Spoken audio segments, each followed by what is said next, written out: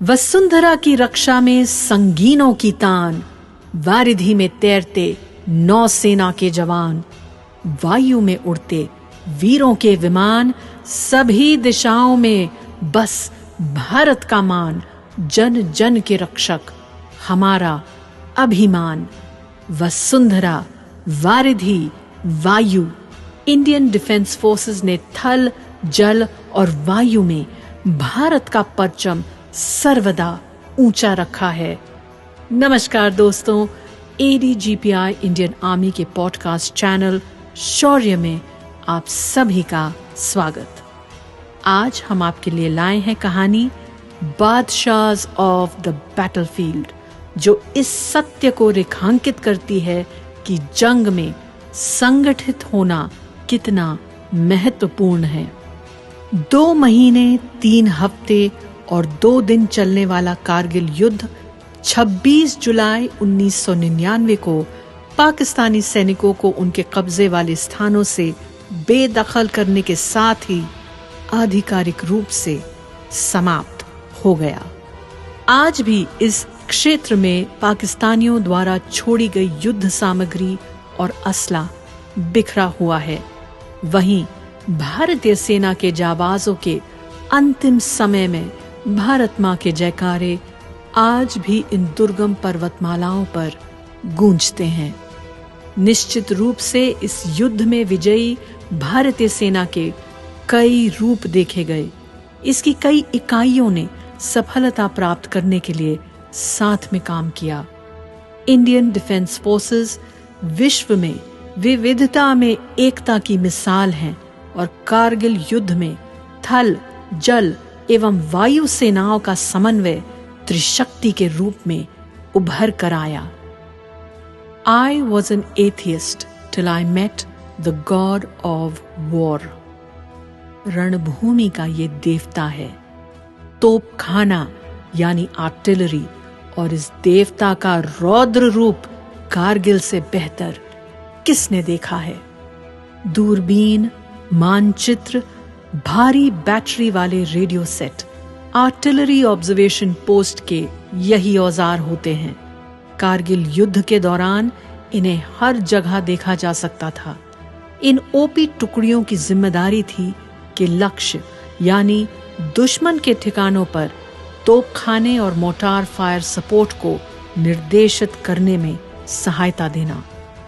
चोटियों पर राज करते दुश्मन उन पर पैनी नजर रखते थे, क्योंकि आर्टिलरी ऑब्जर्वेशन पोस्ट के अवलोकन पर ही तोपखाने से की गई गोलाबारी की बरसात होती थी। युद्ध के मैदान में विध्वंसक और निर्णायक हथियार के रूप में तोपखाने की भूमिका वास्तव में ऑपरेशन विजय के इतिहास में सुनहरे अक्षरों में लिखी गई है।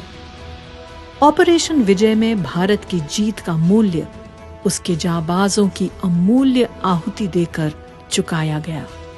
आर्टी गन्स की पोजीशंस पर समय समय पर दुश्मन की भारी जवाबी बमबारी हुई, जिससे कई बार गंभीर क्षति हुई। कई बहादुर सैनिकों ने इज्जत और इकबाल की सच्ची भावना का सर्वोच्च चित्रण देते हुए अपने जीवन का बलिदान दिया। इनकी दिलेरी के सामने पाकिस्तान ने घुटने टेक दिए। 1000 से अधिक दुश्मन सैनिक घायल हुए और तकरीबन 850 पाकिस्तानी सैनिक मारे गए। युवा कंपनी कमांडर, बैटरी कमांडर और तोपखाने के फॉरवर्ड ऑब्जर्वेशन ऑफिसर्स ने व्यक्तिगत उदाहरण से आगे बढ़कर नेतृत्व किया और इस तरह अपने सैनिकों को वीरता के उत्कृष्ट कार्य करने के लिए प्रेरित किया। बोफोर्स, फील्ड गन्स, मोटार्स और 122 mm ग्रैड BM-21 multi barrel rocket launchers Gunners ने फॉरवर्ड पोजीशंस पर दुश्मन के निकटतम इन सब को तैनात किया, ये जानते हुए कि वहां जान को और भी खतरा था। लेकिन बहादुर गनर्स निडरता से डटे रहे और दुश्मन की पोस्ट से की गई तोपखाने की गोलाबारी का जवाब देते रहे। कारगिल संघर्ष के दौरान भारतीय तोपखाने ने 2.5 लाख से अधिक गोले, बम और रॉकेट दागे। 300 तोपों, मोटार और MBRL यानी मल्टी बैरल रॉकेट लॉन्चर से प्रतिदिन लगभग 5000 तोपें, मोटार, बम और रॉकेट दागे गए। पूर्व सेना अध्यक्ष जनरल VP मलिक गर्व से कहते हैं कि कारगिल युद्ध के दौरान हमने नहीं, हमारे तोपखाने के गोलों ने नियंत्रण रेखा पार करी। जमीनी ऑपरेशंस को एयर सपोर्ट भारतीय वायु सेना से मिला। ऑप विजय को ऑप सफेद सागर का अमूल्य समर्थन प्राप्त हुआ तो इन्फेंट्री ट्रूप्स और आर्टिलरी गनर्स ने और भी जोश से हमले जारी रखे। कठिन ऊंचाइयों पर रहने वाले घुसपैठियों ने प्राकृतिक छलावरण से रहित खुले और बंजर इलाके में आगे बढ़ने के लिए हर चढ़ाई को आत्मघाती बनाने में कोई कसर बाकी नहीं रखी, मगर इन्फेंट्री, आर्टिलरी और वायुसेना के 3 तरफे हमले ने दुश्मन के हर हमले को विफल कर दिया। 12 मई 1999 को टोलोलिंग में 70 इन्फेंट्री ब्रिगेड के डेप्यूटी कमांडर और CO 16 ग्रेनेडियर्स ने हेलीकॉप्टर में रेकी कर इस बात की पुष्टि करी कि पाकिस्तानी सेना ने घुसपैठ की है। एक और घटना में एक दूसरे हेलीकॉप्टर पर दुश्मन ने हमला किया और उसका रोटर क्षतिग्रस्त हो गया। इन घटनाओं के चलते वेस्टर्न एयर कमांड को अलर्ट पर रखा गया। ऑपरेशनल रेडीनेस प्लेटफॉर्म यानी ORP श्रीनगर और अवंतीपुर में स्थापित किया गया। जैगुआर विमान द्वारा की गई long range oblique photography mission छेड़ा गया। वेस्टर्न एयर कमांड ने मोबाइल ऑब्जर्वेशन पोस्ट्स स्थापित करी। एक मिनी डायरेक्शन सेंटर लेह में स्थापित किया गया जो डायरेक्शन सेंटर कारगिल से संपर्क कर सकता था। यहाँ हेलीपैड भी एक्टिवेट किया गया। इस दौरान हाई ऑल्टीट्यूड फायरिंग के लिए वायुसेना के पायलट्स को व्यापक प्रशिक्षण दिया जाने लगा। अभी तक कोई अटैक सॉर्टीज नहीं भरी जा रही थीं, लेकिन भारतीय वायुसेना ने 21 मई को कारगिल के ऊपर कैनबेरा विमानों द्वारा रेकी मिशन भेजना शुरू कर दिया। 25 मई को air chief marshal AY Tipnis, chief of air staff ने जमीनी स्थिति का मौके पर आकलन करने के लिए श्रीनगर और अवंतीपुर का दौरा किया। 26 मई सुबह 6:30 बजे से पाकिस्तान के खिलाफ भारतीय वायुसेना का ऑपरेशन सफेद सागर प्रारंभ हो गया। बिना LOC पार किए भारतीय सीमा के भीतर से द्रास कारगिल बटालिक सेक्टर में 3 ठिकानों के खिलाफ MiG-21, MiG-27 एवं Mi-17 हेलीकॉप्टर से 6 अटैक सॉर्टी उड़ानें भरी गई। टाइगर हिल पर भी Mi-17 हेलीकॉप्टर्स ने पाकिस्तानी पोजीशंस को इंगेज किया। 27 मई को टोलोलिंग रिज पर पाकिस्तानी स्टिंगर मिसाइल ने एक Mi-17 हेलीकॉप्टर को गिराया। इसके क्रू में 4 सैनिक वीरगति को प्राप्त हुए।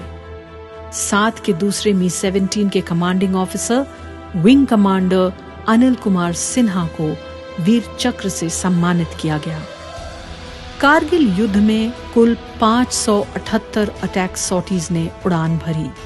हम नमन करते हैं स्क्वाड्रन लीडर अजय आहूजा को, जिनको मरणोपरांत वीर चक्र से नवाजा गया। ऑपरेशन सफेद सागर के धुंधलके के दौरान भारतीय वायुसेना ने दिन के साथ साथ रात में भी कारगिल सेक्टर में रेकी एवं रक्षा मिशन चलाए। उनका उद्देश्य पाकिस्तान को यह समझाना कि भारतीय वायुसेना युद्ध विराम के बाद भी सतर्क थी। जहां वसुंधरा और वायु से दुश्मन पर कहर बरस रहा था, वहां वारिधी से भारतीय नौसेना ने नकेल कसनी शुरू करी। सैन्य शक्ति के तीनों रूप लैंड, एयर, वाटर में से वायुसेना सबसे तेजी से ऑपरेशन शुरू कर सकती है और नौसेना दूसरे स्थान पर। हर साल मई, जून और जुलाई के महीनों के दौरान नौसेना के पूर्वी बेड़े और पश्चिमी बेड़े के युद्धपोत बंगाल की खाड़ी में समर वॉर एक्सरसाइज का आयोजन करते हैं। सबसे पहले नौसेना ने अपने वार्षिक अभ्यास का स्थान पूर्वी समुद्री तट से पश्चिमी समुद्री तट पर स्थानांतरित कर दिया। इसमें इसके पूर्वी बेड़े के युद्धपोतों को अरब सागर में भेजा गया, जबकि देश, मीडिया और अधिकांश अंतर्राष्ट्रीय समुदाय का ध्यान कारगिल पर था। नौसेना कहीं और व्यस्त थी। ऑपरेशन तलवार प्रारंभ हो चुका था। जैसे जैसे कारगिल में ऑपरेशन की गति बढ़ी, वैसे वैसे समुद्र में नौसेना की गतिविधियां भी बढ़ी। नौसेना ने अरब सागर में आक्रामक पेट्रोलिंग का सहारा लिया। गजब और अजब गनबोट कूटनीति के तहत एक समय में 30 से अधिक इंडियन नेवी के जहाज कराची बंदरगाह के बाहर पाकिस्तान के टेरिटोरियल वाटर्स से 2 किलोमीटर से भी कम दूरी पर तैनात किए गए। वहीं पाकिस्तानी नेवी ने अपने जहाजों को भारतीय नौसेना के जहाजों से दूरी बनाए रखने की चेतावनी दे डाली। भारत के अचानक हमले से बचने के लिए पाकिस्तानी तेल टैंकरों और प्रमुख युद्धपोतों को कराची से आगे पश्चिम में मकरान तट पर स्थानांतरित कर दिया गया। ये भारत की बहुत बड़ी जीत थी कि उसने दुश्मन पर मानसिक दबाव बनाए रखा। भारतीय नौसेना की कार्रवाई केवल समुद्र तक ही सीमित नहीं थी। इसका इलेक्ट्रॉनिक वॉरफेयर एयरक्राफ्ट LOC पर वहां के हवाई अभियानों के लिए शक्ति गुणक के रूप में संचालित किया जा रहा था।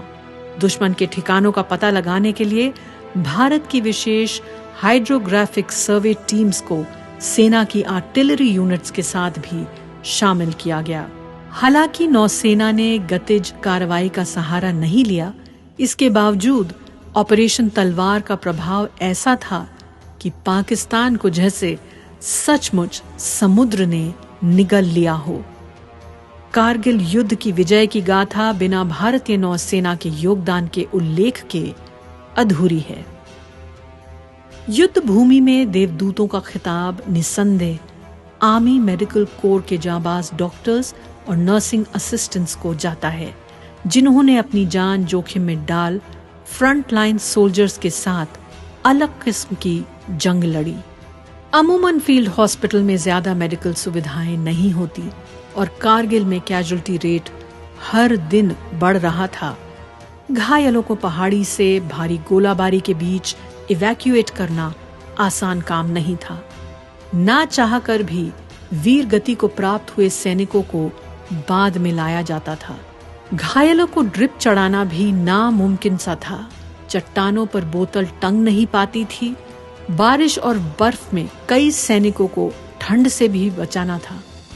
ऐसे में डॉक्टर का संयम से काम लेना बहुत जरूरी था। वहीं गोली के घाव स्प्लिंटर के घाव जितने भयावह नहीं थे। ग्रेनेड में भरे धातु के छर्रे या स्प्लिंटर फटने पर सैनिकों की आंखों और चेहरे पर सबसे अधिक चोट पहुंचाते थे और उनके महीन कण निकालना बेहद मुश्किल था।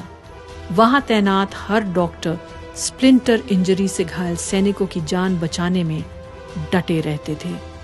अपने कर्तव्य की ओर समर्पण के लिए कैप्टन विजय कुमार, राजेश अधाव और VV शर्मा को सेना मेडल से सम्मानित किया गया। युद्ध के दौरान व्यवहारिक रूप से सभी वस्तुओं की अचानक आवश्यकता पड़ गई। ये पूरी तरह से टस्कर्स यानी आर्मी ऑर्डिनेंस कोर को श्रेय जाता है कि लगभग 300 artillery equipment, motor, rocket launcher और छोटे हथियारों के गोला बारूद की आवश्यकता हमेशा समय पर पूरी की जाती रही। संपूर्ण गोला बारूद और अन्य भंडारों को विभिन्न डिपो से निकटतम रेलवे स्टेशन तक ले जाने में 100 से अधिक ट्रेनें लगी, जहां से उन्हें सीधा युद्ध के मैदान में पहुंचाया जाता था। कारगिल युद्ध के दौरान संचार को चालू रखना बहुत चुनौतीपूर्ण था और निर्बाध संचार सुनिश्चित करने के लिए सिग्नल कोर के सेना कर्मियों के समूह को गोले और छर्रों की बारिश का सामना करना पड़ा था। पाकिस्तान का लक्ष्य संचार व्यवस्था को भंग करना था और भारतीय सैनिकों को आगे बढ़ने से रोकना भी था। इस माहौल में सिग्नल कोर को लड़ाकू विमानों और रडार सिस्टम को संचार प्रदान करने का काम सौंपा गया था और इसने संचार टूटने नहीं दिया। बहादुरी के किस्सों में कई सिविलियन जाबाजों का भी नाम दर्ज है। इन्होंने फौजियों के साथ मिलकर युद्ध सामग्री ढोई, सैनिकों को दवा और भोजन दिया, उन्हें संभाला। इनमें से एक नाम ऐसी महिला का है जिन्होंने ऑल इंडिया रेडियो की ब्रॉडकास्ट को भारी गोलाबारी में भी रुकने नहीं दिया। उनका नाम है Tsering Angmo Shunu, station director All India Radio Leh एवं कारगिल। जून 1999 की एक शाम को 5 बजे की ब्रॉडकास्ट से पहले गोलाबारी शुरू हो गई। वहीं सेरिंग ने कारगिल में स्थित ब्रिगेड के कमांडर को फोन किया और उनसे मदद की गुहार लगाई। जल्द ही कुछ सैनिकों की टुकड़ियां पहुंची, वहां पर जनरेटर को ठीक किया और ब्रॉडकास्ट ऑन एयर हुआ। जब भारतीय सेना को अपने सैनिकों की सहायता के लिए लोगों की आवश्यकता थी तो उन्होंने लगातार संदेश साझा किया और अपने 18 वर्षीय बेटे को सेना की मदद के लिए भेजा। उनके साथ 18 से 35 वर्ष की आयु की 200 लद्दाखी पुरुष स्वयंसेवक बन गए। न सिर्फ इंसानों ने, कई बेजुबान जानवरों ने भी अपनी जानें कारगिल युद्ध में खो दी।